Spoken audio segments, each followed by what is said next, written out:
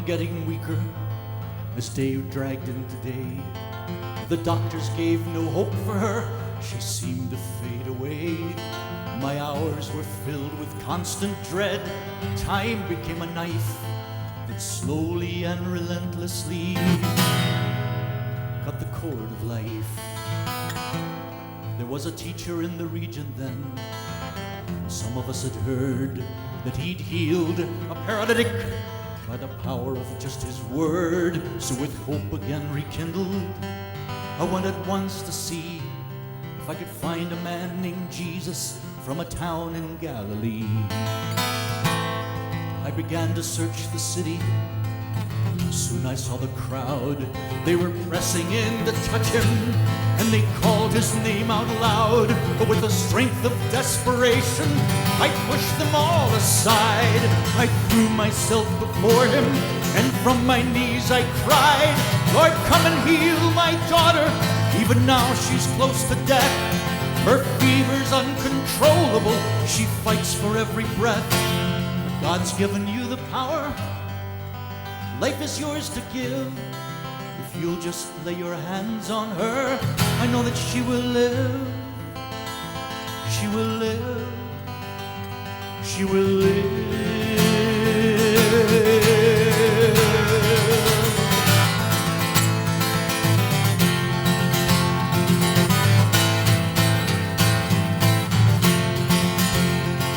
He'd just begun to go with me when a face I saw with fear came towards me with the news I knew I didn't want to hear.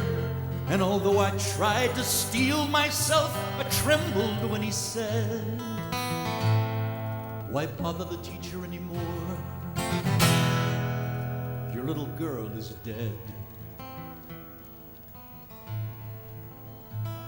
Then Jesus touched my shoulder and he told me not to grieve. The trembling stopped when he looked at me and said, only believe. Then he sent the crowds away, except his closest men. They followed right behind us as we started off again. But we were still a long ways down the road when I heard the sounds and cries of the mourners and musicians as they strove to dramatize my grief they had no business with beneath their loud disguise. And my wife just sat there silently and stared through empty eyes. Then Jesus asked the mourners, why is it that you weep? She isn't dead as you suppose. The child is just asleep. It only took a moment for their wails to turn to jeers. Who does this man think he is? Get him out of here. With authority I've never heard in the lips of any man, he spoke and every sound rolled out with the thunder of command. And in the sudden silence they all hurried for the door, wondering what the reasons were they'd ever come there for. Then he called his 3 disciples that were with him on the way. He led them and my wife and me to where our daughter lay. He took her by the hand, told her, child, arise. And the words were barely spoken when she opened up her eyes. She rose and walked across the room and stood there at our sides. My wife knelt down and held her close, and at last she really cried. And then Jesus told us both to see our daughter had some food. But as to how her life was saved, not to speak a word. Not to speak a word.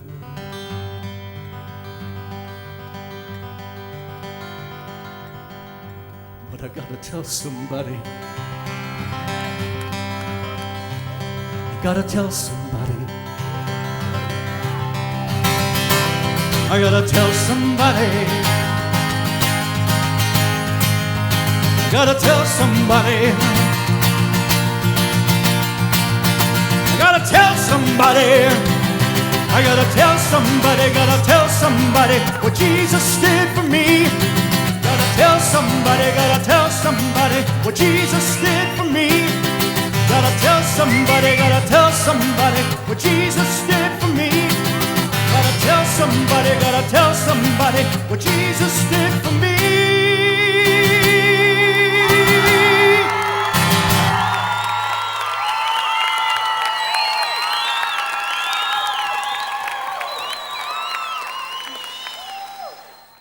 He's alive and I'm forgiven. Heaven's gates are open wide. He's alive. DonFrancisco.com